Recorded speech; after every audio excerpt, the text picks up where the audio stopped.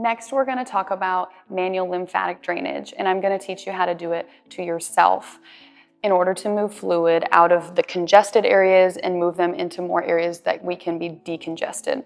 So the first part of manual lymphatic drainage is that we're going to wake up the lymph node areas. And depending on what type of cancer you have, whether it's upper body, head, neck, or breast cancer, or whether it's more lower body, prostate, endometrial, colon, etc., I will go over how those are differentiated. So first, focusing on more of the upper body, the goal is to open up our lymph node areas first. So we have a lot of lymph nodes located in our neck area, a lot of lymph nodes in our axilla or armpit area, and a lot of lymph nodes located in our abdomen. Our goal first is to wake those up. After we have woken up those lymph nodes, then we will focus on moving the fluid into those regions that are woken up so that they are able to accept the fluid. So first, waking up the lymph nodes. The goal of waking up the lymph nodes is very light pressure. So our lymphatic vessels are located very superficial.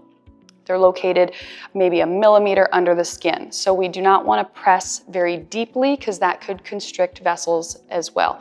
We want to use very light pressure. So the first thing we're going to do is we're going to do 10 circles right in the lower neck region. After we do these 10 circles, we'll move to the other side and do 10 circles right in that neck region. And again, the goal is to just have light skin movement. We don't want to press too deep. Next, we're going to move into the axilla or armpit, and we're going to do 10 circles there as well. Again, light pressure is best. And lastly, we'll do the other side, 10 circles in that armpit area. This is just waking up lymph nodes to allow them to take on the fluid. Next, if we're dealing with more head, neck, or upper extremity, this is how we will do it. You'll start at the top of your arm, and you're going to push the fluid to the outside. The reason behind this is that we have a lymphatic pathway that runs on the back side of our arm. Our goal is to push that fluid to that pathway so that it moves more easily. Once we get to the bottom of the arm, we're going to sweep up in upward motions to try to get it up to where those lymph nodes are. I always tell people to just focus on the whole arm at that point.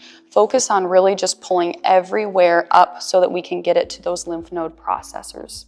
If we're dealing with more head and neck cancer, we've already woken up the neck lymph nodes, and the next is how we will drain.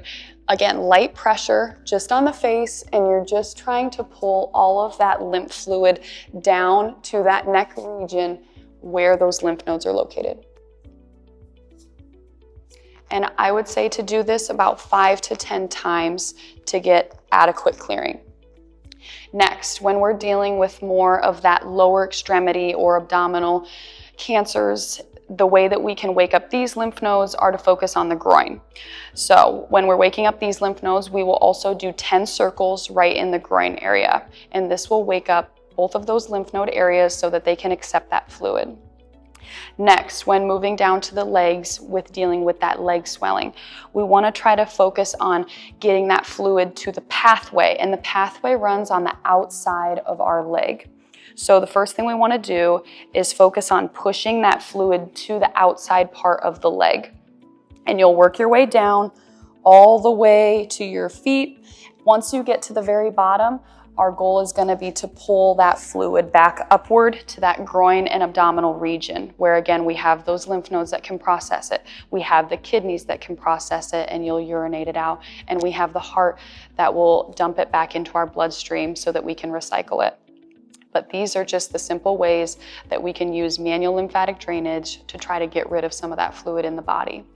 It is best to do this for about 5 to 10 minutes, 2 or 3 times a day. If you can spend that amount of time, it'll be a great way to move fluid and get that swelling reduced.